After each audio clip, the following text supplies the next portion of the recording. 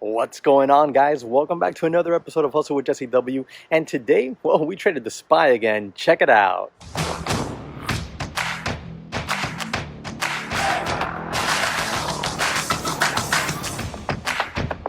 All right, guys. So let's go ahead and jump into this recap here on the day. Today was a day where I thought the SPY was what's in play.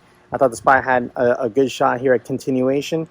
And it did. It did have a good shot. The trade setups on it weren't as clean as I would like them to be. And waiting for a secondary trade on the SPY just didn't come. It refused to pull into the area I wanted to. And finally, when it did, which was just later here in the morning session, nearing lunchtime, it was just too late for me to get into it because we're getting closer to lunch. And I'd rather not take the trade during, like take the trade into lunch. I'd rather not enter the position, maybe take a little profit and then hold on to some going into lunch for the most part.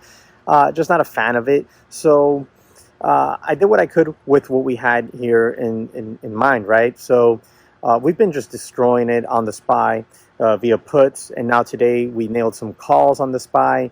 But the theme of the day, and really the theme of the last few weeks, has always been the same theme that I've tried to hold tried and true to, and show everyone at the daytraderchatroom.com, which is discipline. Staying disciplined, waiting for my levels to hit, and then taking profits along the way. Today, my final take profit planned out on the SPY was the 441 area, and that's exactly where I took off my last bit of my call options for a good trade. It was like over a 30% gain. So I'll take that any day. Any day you can nail that type of trade, then it's a good day. Sometimes we get caught up in thinking that just because you're trading options, you need to make 100, 200%. That's just not the case. That's just not the case. I had a trade plan based off of the daily, and I executed that plan exactly how I would have wanted to execute it, exactly how I planned it out, with my last take profit being in that 441 area. And I'll show you on the daily chart here on the SPY in a few exactly why I was taking profits off in that zone.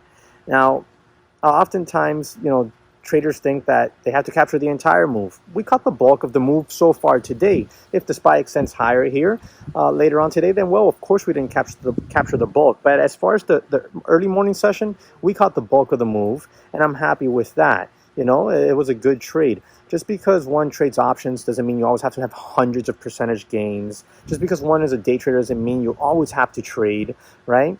If the levels aren't triggered, then there's no trade to be had, in my opinion. And that's the way that I manage risk. That's the way I manage my trades.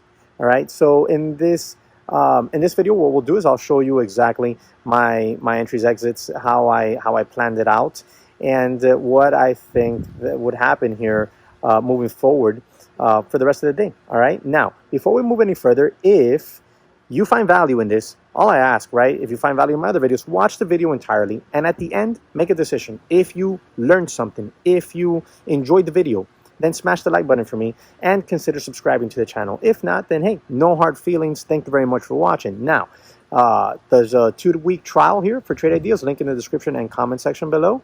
And of course, you always have the Webull link there and the 5-day trial to the daytraderchatroom.com. Now let's go ahead and jump into the charts. All right, guys, so we're going to jump into today's recap here on the day and go over today's trades. Now, today in the morning, I put out the watch list, and my watch list consisted mainly of the SPY along with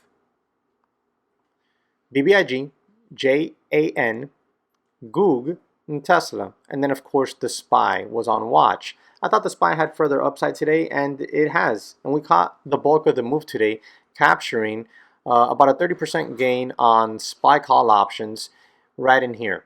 Okay, so we'll walk through that trade here on this recap on the day, and we'll also go over a little bit more of what I think is going to happen here with the SPY moving forward.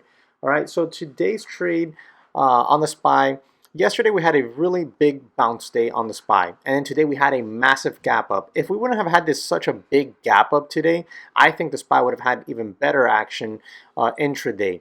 But yesterday you can see as we held this right above this 426.50 area very nicely here for a few days now, we can see that this area, which was past support and a little bit of resistance back here, has turned into current support right here. Yesterday, nice bounce day on the SPY with a very nice increase in volume. And then today we get that big old gap up. And I was talking to everyone about watching 437.50, 437, 430, yeah, 437.50, 438 area to hold support on pullbacks. Now what I want to show you here first is on this hourly chart, we have a what? Reverse head and shoulders pattern. There's your left shoulder, the head right here, and then we have the right shoulder right over here. And then here is your neckline. There's your neckline right there. It's a little bit more of a, it's not straight. It's not a straight up pattern here on the neckline area, but that is your neckline. So left shoulder, head, right shoulder. Today we get that gap up well above that level.